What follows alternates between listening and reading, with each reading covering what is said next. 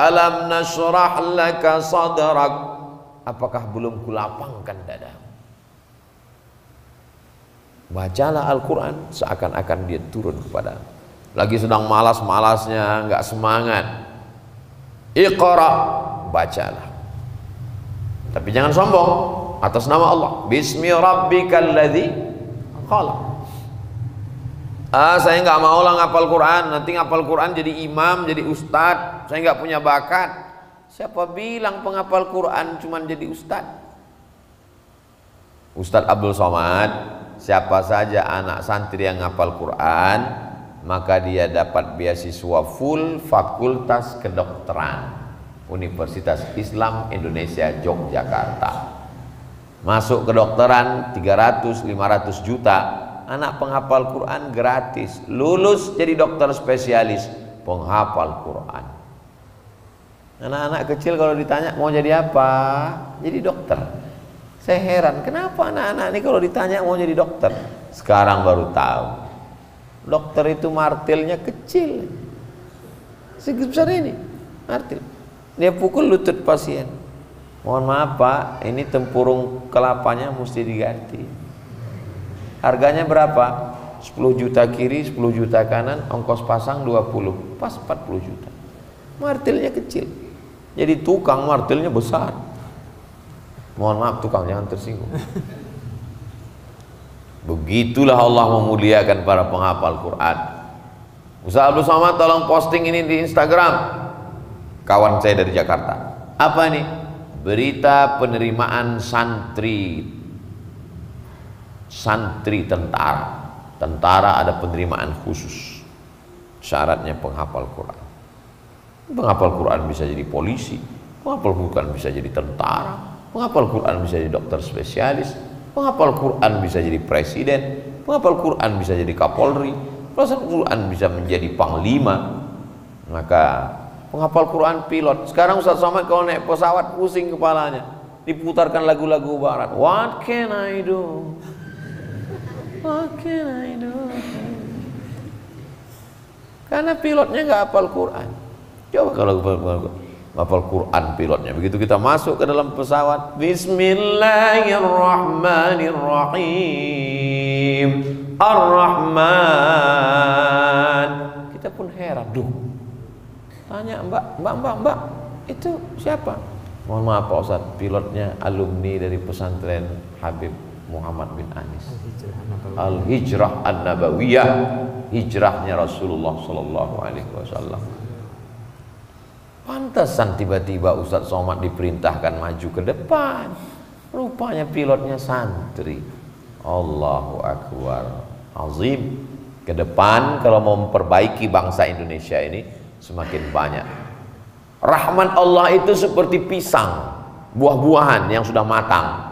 Bagaimana biar supaya dia jatuh, dicolok jatuhnya itu, maka diminta rahmat Allah itu udah mau turun, cuman nggak jadi turun. Kenapa? Karena nggak ada Al-Quran di bawah. Ketika ada para penghafal Quran maka turun dia. Itulah mengapa kita doa Allahumma arhamna bil rahmat Allah turun dengan Quran. Jangankan baca, pejam mata, diam, dengar aja, dapat rahmat.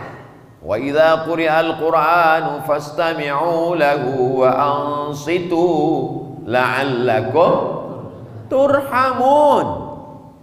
Diam, duduk, dengar, ngantuk-ngantuk dikit, tetap dapat rahmat. Apalagi baca, sedangkan dengar diam menjadi dapat rahmat, apalagi baca. La aqulu alif lam mim harf. Alif lam mim tidak dihitung satu huruf. Al alifu harf, wal lamu harf, wal mimu harf, wa likulli harfin asyru amsalha. Setiap huruf dibalas 10. Jadi adik-adik yang nggak lancar itu malah balasannya lebih banyak. Karena kalau lancar cuma pendek. Alam nashrah laka sadrak, dikit balasannya. Tapi kalau nggak lancar, alam nashrah.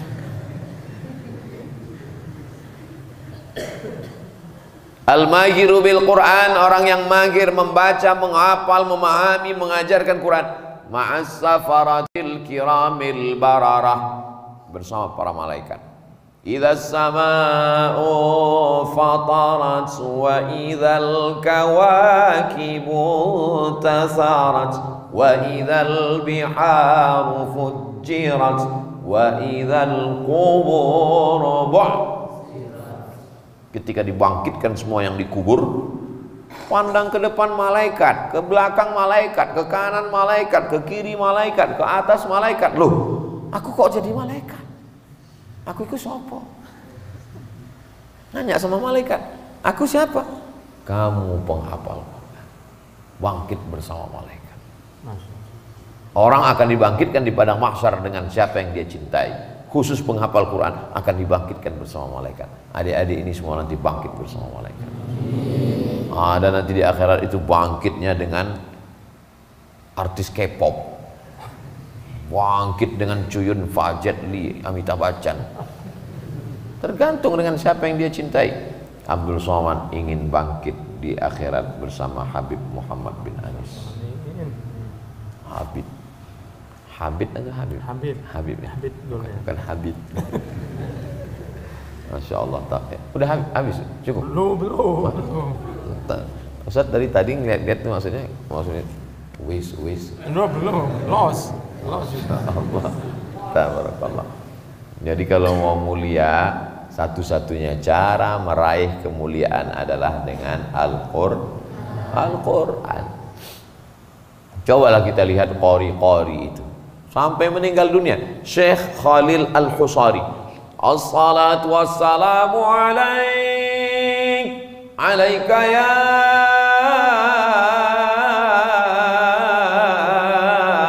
man. Syekh Khalil Al-Husari sudah lama meninggal. Syekh Abdul Basit Abdul Samad dari Mesir sudah lama meninggal, tapi sampai hari ini suaranya diputar. Kadang kita sampai di suatu kota, Ustaz Samad kalau sampai masih jam 5, jam 3 subuh udah terdengar Bismillahirrahmanirrahim. Hebat sekali kota ini. Begitu kita datang ke masjid, rupanya flash disk. Flash disk Syekh Abdul Basit, flash disk Syekh Mustafa, flash disk Syekh Khalil Al-Husari, flash disk Syekh Ahmad Nuaina. Sebagiannya sudah meninggal dunia puluhan tahun yang lalu, tapi pahalanya mengalir dari satu orang penghafal Quran pulang ke rumahnya, lalu kemudian punya murid 10. Bayangkan setiap adik punya murid 10. Berapa jumlahnya? Wakeh tenan. Banyak sekali. Majelis yang paling ramai pengajiannya di Masjidil Haram adalah imam besar Masjidil Haram, namanya Syekh Ahmad Khatib Al-Jawi Al-Minkabawi, meninggal tahun 1916, orang Nusantara. Ramai majelisnya.